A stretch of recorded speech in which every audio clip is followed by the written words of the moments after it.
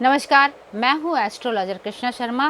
Chris तारा Divya below trust की संस्थापिका भी हूँ और साथ ही आज हम आपको जो बताने जा रहे हैं हरितालिका तीज के बारे में। हरितालिका तीज जो है 21 तारीख को पड़ रही है और 21 तारीख को 21 अगस्त की रात में 2:13 से ये तृतीया तिथि प्रारंभ हो जाएगी।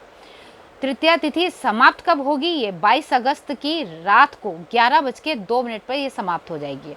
अब हम ये बता दें, हरितालिका तीज जो है सुबह, तीज वाले दिन जो सुबह प्रातःकाल जो है 5:54 से सुबह 8:30 तक रहेगी। अब इसके बाद शाम को अगर हरितालिका तीज की या पूजा की बात करते हैं, मुहूर्त की बात करते हैं, तो शाम का जो समय रहेगा वो रहेगा 6:54 से लेकर रात्रि के 9:06 तक।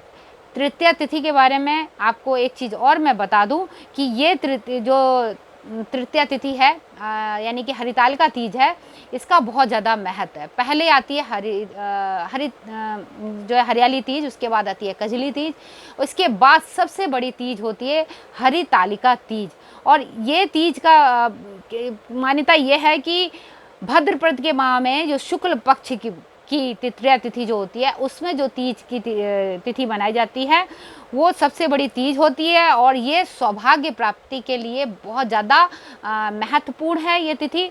और इसमें जो है जो सुहागिनें होती हैं वो व्रत रखती हैं, निर्जला व्रत रखती हैं, कुंवारी कन्या भी व्रत रखती हैं और इसमें कहते हैं भगवान शिव की और माता पार्वती की विधि विधान से पूजा होती है और अखंड सौभाग्य के आशीर्वाद भी भगवान शिव और माता पार्वती से लिया जाता है।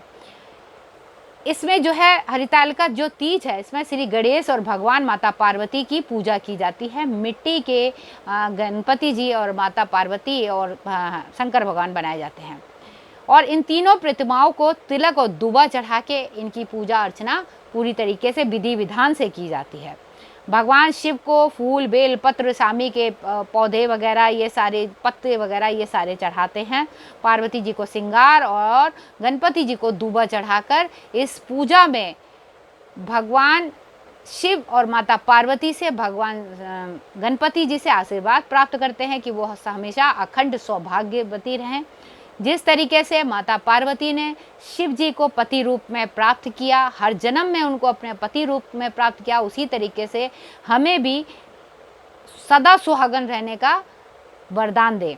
इस कामना के साथ में सुहागनें अपनी व्रत और पूजा आराधना करते हैं।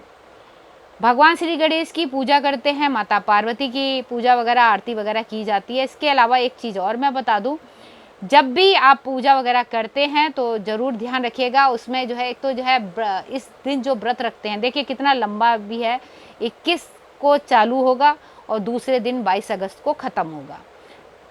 कुछ महिलाएं तो जल भी नहीं पीती हैं, कुछ महिलाएं तो एकदम निर्जला व्रत रखती हैं। तो इसका जो कहते हैं कि माता पार्वती का जो आशीर्वाद, कहते हैं भगवान भोलेनाथ का जो आशीर्वाद उनको मिलता है, वो अखंड सौभाग्य होने का उनको आशीर्वाद प्राप्त होता है।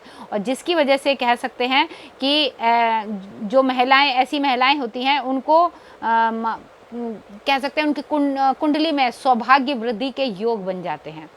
जिनके पति बहुत समय से बीमार हैं, उनकी भी तबीयत वगैरह अगर ख़राब है और उनके स्वास्थ्य पर अगर असर हो रहा है, तो वो ये व्रत ज़रूर करें, उनके लिए बहुत ही बेहद शुभदायी और बहुत अच्छा है। क्योंकि भादों के महीने में शुक्ल पक्ष में तृतीया तिथि पे पड़ने वाला ये व्रत बहुत ज़्यादा महत्वपूर्ण है और इसको कन्याएं भी अपने पति को पाने के लिए ये व्रत रखती हैं। पूरे 16 श्रृंगार करके ये पूजा वगैरह की जाती है। जो कन्याएं हैं मेहंदी ज़रूर लगाएं, चूड़ियाँ ज़रूर पहने, ये इनके लिए बहुत है। क्योंकि ये ज़्यादातर हम देखते हैं उत्तर प्रदेश, उत्तराखंड, मध्य प्रदेश, छत्तीसगढ़, बिहार, झारखंड, बिहार में तो बहुत अच्छा बनता है, राजस्थान आदि में ये व्रत बनाया जाता है।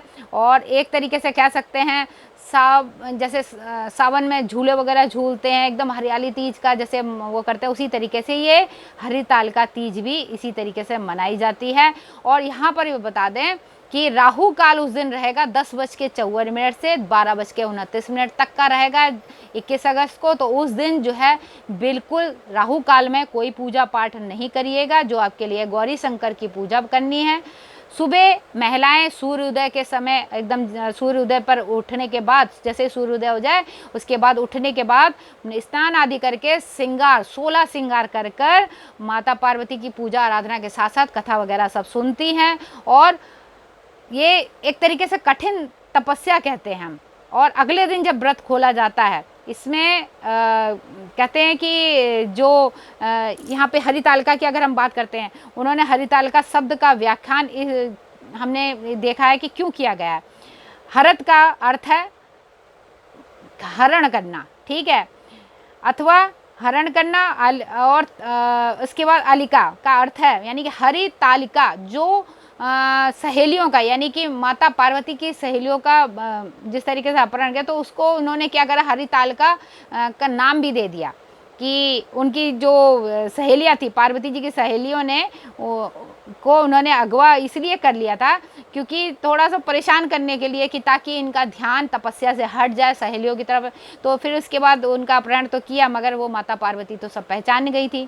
इसी वजह से उनको सारी चीज़ें यानी कि पता लग गई थी कि उनकी जो सहेलियों का अपहरण किया गया था वो इसीलिए किया गया था ताकि उनकी तपस्या से उनका ध्यान हट सके। ये भगवान भोलेनाथ की रची हुई एक कह सकते हैं कि वो थी, रचना थी, जो कल्पना, उन्होंने जो कथा एकदम नाटक किया था, वो चीज़ें उन्होंने कहा था कि शायद ये व्रत खोल दे, मगर उन्होंने व्रत नहीं खोला। उसके बाद हरितालिका तीज वाले दिन यानी तृतीया तिथि पर ही उनका ये पूरी तरीके से कह सकते हैं इनका माता पार्वती का व्रत पूर्ण हुआ था। और भगवान शिव ने उनको वरदान दिया था अखंड सौभाग्यवती का, और पति रूप में माता पार्वती को भगवान शिव प्राप्त हुए थे। और इसमें जो सुहाग का सारा सामान होता है वो सब चढ़ाया जाता है, और सुहागनें वगैरह जितनी होती हैं वो एक दूसरे को सुहाग का सामान एक दूसरे को देती हैं। अपने घर में जो सास वगैरह हैं उनके